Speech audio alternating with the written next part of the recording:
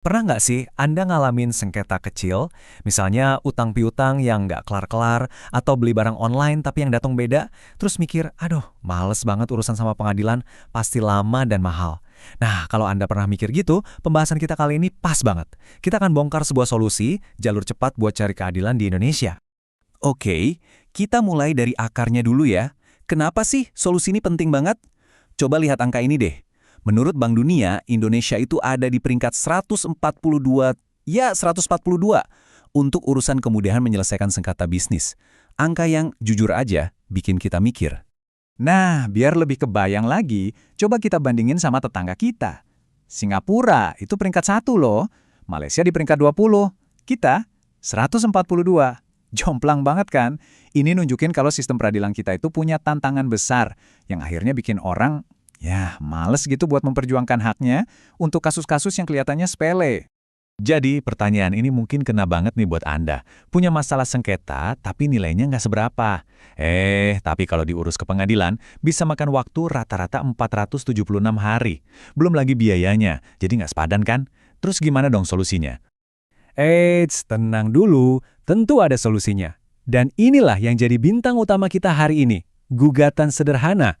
Ini dia mekanisme yang dirancang khusus buat menjawab masalah waktu dan biaya yang tadi kita omongin. Oke, jadi apa sih sebenarnya gugatan sederhana ini? Gampangnya gini, ini tuh prosedur khusus di pengadilan buat kasus-kasus perdata yang nilai sengketanya nggak gede-gede amat. Tujuannya simpel, ada 3, harus cepat, harus gampang, dan biayanya harus ringan. Oke, teori cukup. Sekarang kita lihat prakteknya. Gimana sih cara kerjanya? Kita bakal telusuri perjalanannya, step by step. Biar Anda benar-benar paham gimana mekanisme ini bisa jadi jawaban buat masalah Anda.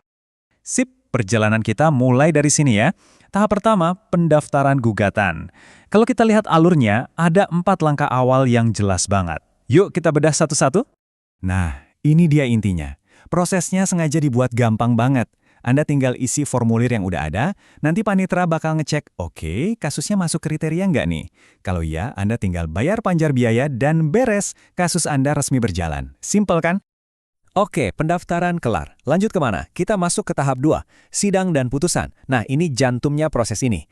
Dan seperti namanya, bagian ini tuh didesain buat ngebut. Jadi, begitu Anda daftar, nggak pakai lama, maksimal 2 hari kerja Anda udah dapat panggilan sidang. Sidangnya juga efisien banget, cuma dipimpin 1 hakim. Dan di akhir sidang, tok-tok-tok, putusan langsung keluar. Nah, ini dia angka ajaibnya, 25. 25 hari kerja. Seluruh prosesnya, dari A sampai Z, dari daftar sampai putusan, itu targetnya selesai dalam maksimal 25 hari kerja. Coba bandingin sama gugatan biasa, yang rata-rata 476 hari. Wow, bedanya kayak langit dan bumi. Tapi gimana kalau kita nggak puas sama putusannya? Tenang, sistem ini juga udah mikirin itu. Kita masuk ke tahap 3, proses keberatan. Dan jangan khawatir, proses ini juga dibuat satset, nggak ribet. Jadi Anda bisa ajukan keberatan. Nanti bakal diperiksa sama majelis hakim. Dan kuncinya di sini, putusan atas keberatan itu harus keluar dalam 7 hari kerja aja. Dan putusan ini final, titik. Nggak ada lagi tuh cerita banding, kasasi, yang bisa makan waktu bertahun-tahun. Benar-benar dipangkas habis. Oke, kedengarannya bagus banget ya. Tapi tentu ada aturannya. Nggak semua kasus bisa masuk jalur tol ini. Yuk kita lihat aturan mainnya biar nggak salah langkah. Pertama, soal nilai sengketanya. Maksimal itu 500 juta rupiah. Terus, ini nggak berlaku buat sengketa tanah ya. Penting juga nih, penggugat sama tergugat itu alamatnya harus di wilayah pengadilan yang sama. Biar proses panggilannya gampang dan cepat. Terus kasusnya apa aja yang bisa? Biasanya sih ada 2. One prestasi atau ingkar janji. Misalnya ada yang nggak bayar utang sesuai perjanjian. Dan perbuatan melawan hukum.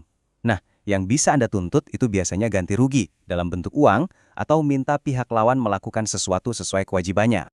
Cara kerjanya juga dibikin super simpel. Anda nggak perlu bikin surat gugatan yang bahasanya jelimet.